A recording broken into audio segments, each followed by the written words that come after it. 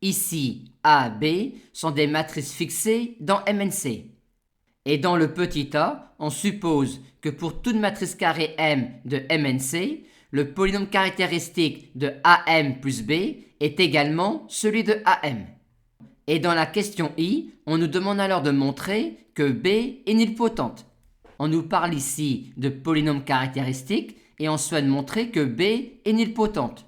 Et montrer que B est nilpotente équivaut à montrer que son polynôme caractéristique est x à la puissance n. Aussi, pour montrer que B est nilpotente, il suffit d'écrire l'hypothèse donnée pour M égale à matrice nulle.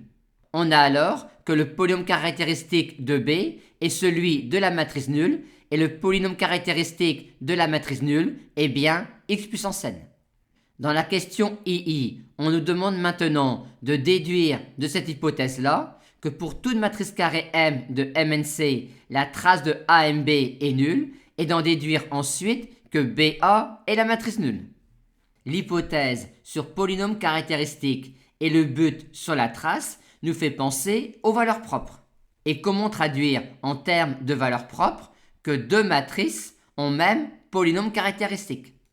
Le polynôme caractéristique d'une matrice E de MNC est entièrement déterminé par la donnée des n valeurs propres lambda 1, lambda 2, lambda n de E en comptant les valeurs propres de E avec leurs ordres de multiplicité.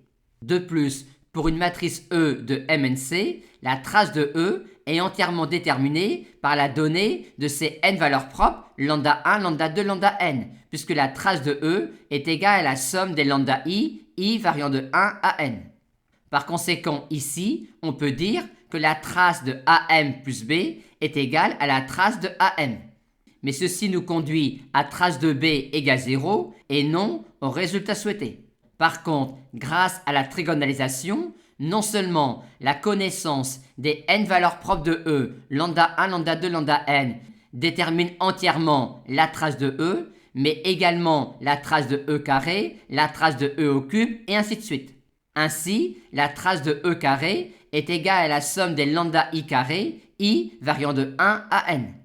Aussi, de l'hypothèse du fait que la matrice AM plus B et la matrice AM ont même polynôme caractéristique, c'est-à-dire encore ont les mêmes n valeurs propres, peut-on en déduire que la trace de AM plus B au carré est égale à la trace de AM au carré. On a donc que cette quantité-là est nulle et finalement que cette quantité-là est nulle étant donné B étant nilpotente que B carré l'est également, par conséquent la trace de B carré est nulle. Mais vu que quand U et V sont des matrices de MNC, la trace de UV est la trace de VU, de la nullité de cette quantité-là, on en déduit finalement que la trace de AMB est nulle. Comment maintenant en déduire que la matrice BA est nulle? Pour cela, on va utiliser la bonne interprétation de la trace d'un produit en s'inspirant de l'expression du produit scalaire canonique sur MNR à l'aide de la trace. Avec cette hypothèse-là, on a tout de suite cela pour toute matrice carrée M de MNC. Or, en notant MIJ, le coefficient générique de grand M, et DIJ, le coefficient générique de BA, on a que cette quantité-là n'est rien d'autre que la somme sur les IJ des termes MIJ fois DIJ. Aussi, en écrivant cela pour les matrices grand M qui correspondent aux matrices de la base canonique de MNC, on en déduit tout de suite que tous les coefficients de cette matrice-là sont nuls, c'est-à-dire encore que cette matrice-là est nulle. Maintenant, dans le petit b, réciproquement, on suppose que B est nilpotente et que BA est la matrice nulle. Et on souhaite alors montrer que quelle que soit la matrice grand M prise dans MNC, les polynômes caractéristiques de AM plus B et de AM sont égaux. Remarque 1. Avec cette hypothèse-là, on a également que BAM est la matrice nulle. Par conséquent, si on montre ce résultat-là, c'est gagné. Comment alors, avec cette hypothèse-là et celle-là, montrer que les polynômes caractéristiques de A plus B et de A sont égaux? en notant petit a et petit b les endomorphismes de Mn1C associés aux matrices A et aux matrices B, on a que im de A est inclus dans ker de B.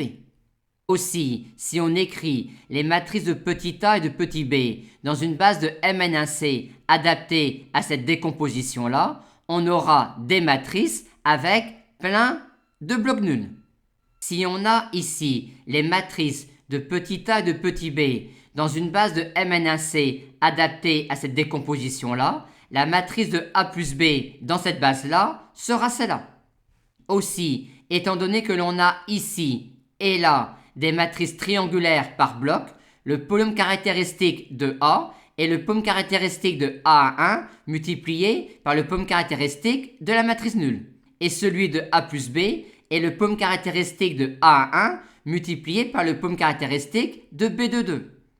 Et comme le polynôme caractéristique de la matrice nulle est x puissance r si on a ici un bloc de format RR, pour conclure, il nous reste alors uniquement à montrer que l'on a ici une matrice nilpotente. Or, B étant nilpotente, cette matrice-là est nilpotente.